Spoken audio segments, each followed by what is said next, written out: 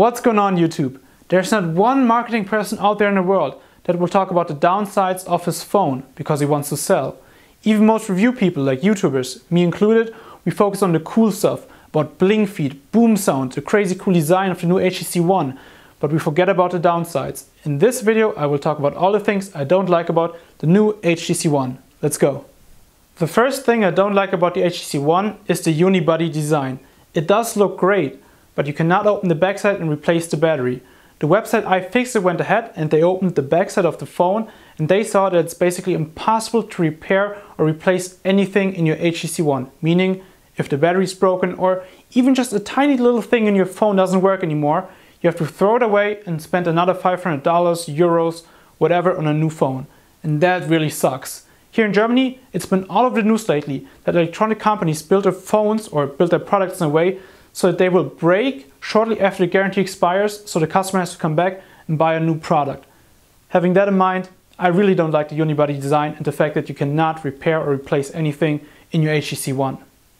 Here's my second complaint. If you are like me, you love to listen to a lot of music, you have a lot of songs on your phone, shoot HD videos, maybe you carry some HD movies. If that's the case, 32 GB is just not enough. And you cannot even use 32 GB because Android uses 6.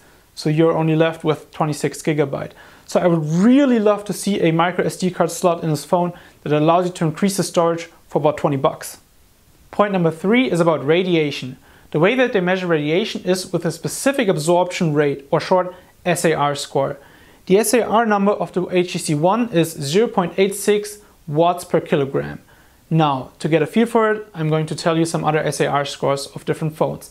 iPhone 5 for instance has 0.91 watts per kilogram, which is a little worse.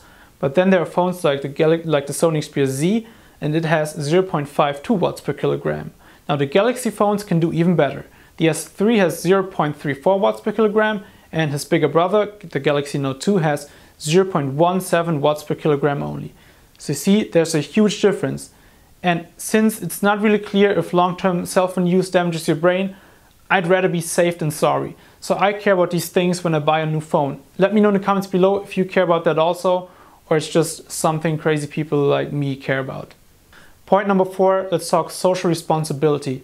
As you know, if you want to build a cell phone, you need minerals and basic materials that you will not find in Europe or the United States. But there's a country in Central Africa called the Congo, and it has all of that stuff.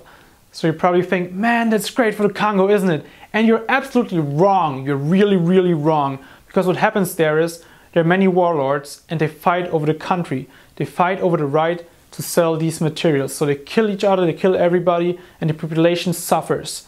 And that's the way these wars in East Congo are financed. You hear about them all the time in the news. So there are some companies who care about that stuff. They check the supply chain and they make sure they don't use these materials.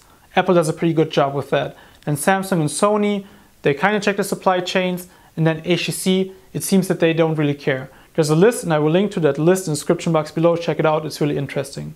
So for me, it's kind of hard to use a phone that might have the blood of a 10-year-old working for a warlord in it. It just doesn't feel right to me. Maybe it's because my dad is from the Congo and I have a connection to the country, but hey, I don't like it. Last and least, point number 5.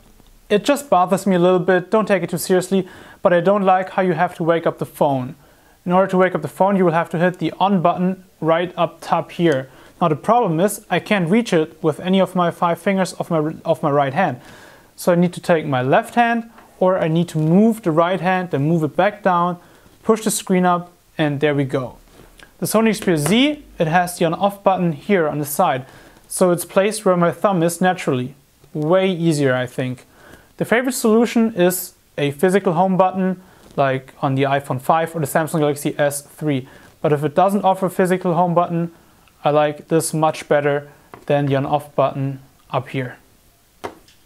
So those were the things that I don't like about the HTC ONE. Now before I end this video, let me make one thing really, really clear. The HTC ONE is a great phone. I like it, I love it, it's awesome. But I felt it's important to talk about the downsides as well. Okay, now the great part about this video starts. Let's have a discussion in the comments below. Do you agree with me? Have I forgotten something? Or am I just an Apple / Samsung / Sony / whatever fanboy, screw the Congo, you have a stupid German accent, whatever it is, let me know in the comments below. Also, I've done, or I will shoot a similar video about the Sony Xperia Z. It'll be linked up somewhere around here or in the description box under this video. Also, feel free to give this a thumbs up and subscribe to my channel. Cobra out.